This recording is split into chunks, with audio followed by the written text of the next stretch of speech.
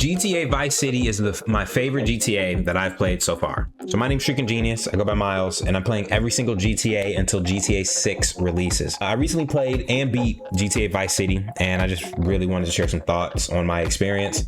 I'm streaming this whole journey on my YouTube and my Twitch, so go ahead and subscribe, and if you're going to Twitch, follow me there for streams weekly where we're going through all the GTAs. So whether you love them and want to watch someone go through them again, or you haven't gone through them and want to watch someone play them for the first time, it's a really great experience when me and the chat get in there and we're playing GTA. So my thoughts on GTA Vice City: I came from playing GTA 3, and GTA is super bare bones, but it's the heart of Grand Theft Auto. And if GTA 3 is the backbone, then GTA Vice City is the personality of GTA. The story in Vice City is heavily inspired by like Scarface, Miami Vice. So iconic that they got actors, one from Miami Vice and then other like from Mob movie, Ray Liotta. It plays the main character, Tommy Vercetta. So it's just super iconic, and iconic scenes from both Scarface and Miami Vice are put into the game. So this really is a step up from what I thought was a little bit of a lackluster story from GTA 3. The main character in GTA 3 doesn't even talk, so it's really hard to relate to Claude, the main character, because he doesn't say his intentions, and you kind of just have to guess it based off other characters, other things that other characters say and Claude's actions. But Vice City, the complete opposite. It's oozing with personality from when you start. Actual movies, actual TV stars are brought in as voice actors for this, and that makes the situations, the environments, it makes everything feel so much realer. I love this. I love this because it's a big creative risk to do Vice City. I think after GTA 3, it would have been easy to keep the game modern because it was modern at the time. GTA 3 is set in the late 1990s, and you know, it came out in 2001, so it's essentially modern. It's a modern game, and they could have just innovated, put some new game mechanics in there, brought some new weapons, put them in a new city, and call it a day. I think it's extremely risky to take a game and they completely change the environment that the player's in. They're putting them in a new city, and they're setting you back 10 years. That's a big leap. That's a technological leap. That's the cars are going to look very different, but they absolutely killed it on all fronts. Vice City improves on all gameplay mechanics and actually adds to the game and adds to the game series as a whole. So Vice City, it's about Tommy Vercetti, and he did 15 years in jail, and then after coming out of jail, he's sent to Miami with a large investment to begin cornering the drug market. So essentially he works for the mob, the mafia, and they're like, hey, a lot of money's being made in Miami. Why don't we send Tommy down? Kind of as a way to keep him away from their main business because he's been gone for so long, and as a way to kind of get a head start on the market. Tommy can go in there, get stuff done, and then after he's built it up, we'll just go ahead and take it from him. That was the thought originally. Tommy goes down there with a large sum of money to buy some drugs. The deal gets ambushed. Tommy loses his business partners, the money, and the drugs. And Sonny says, Sonny is the person that gave Tommy that lent Tommy all the money. But Sonny says, hey, Tommy, I know you for a long time. I love you, but I need my fucking money. If I don't get my money back, somebody's gonna die. So then Tommy, out of necessity, is forced to infiltrate the crime bosses of Miami, find the drugs, find the money, or a combination of both to pay Sonny back.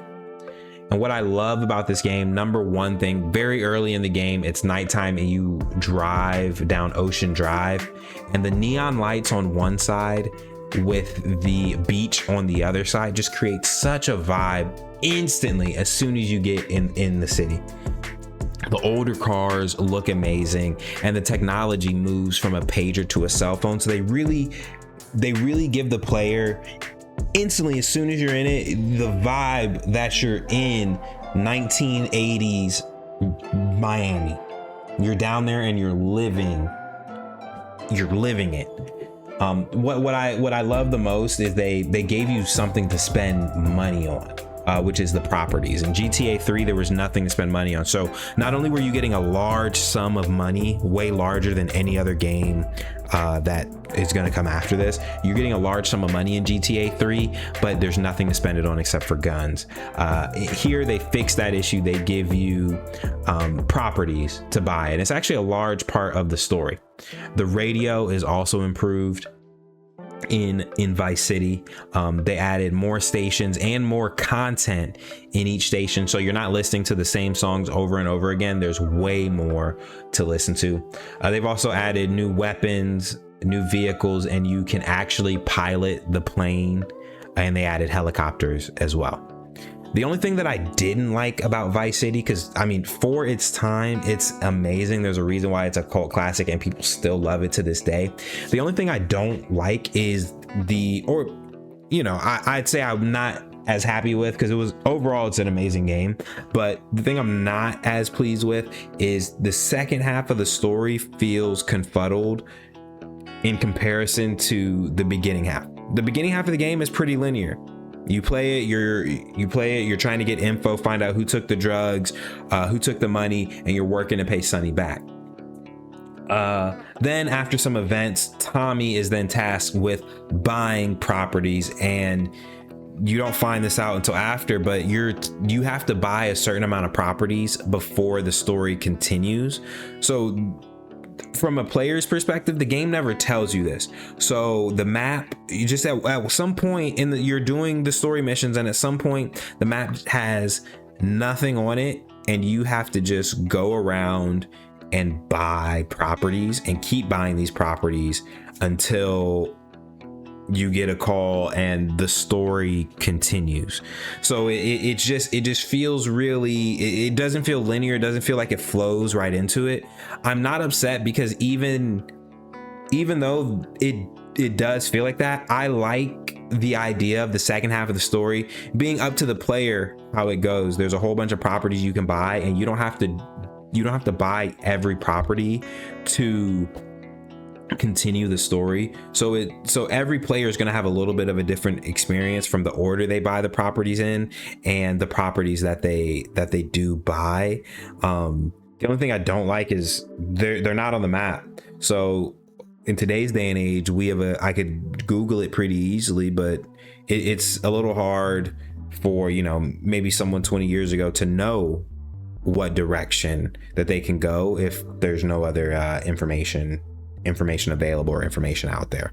That's the only thing that I don't like, just because it feels a little, if I didn't have my chat, I don't know how far I would have made it without anything. So the reason it's my favorite game, again, is just the large risk that was taken. I think it would have been easy to just make a modern day Vice City. And now knowing what I know now, Rockstar always had the plan to make a throwback 80s theme. That was always their plan. At first it was going to be a DLC, then they just came out with the full game.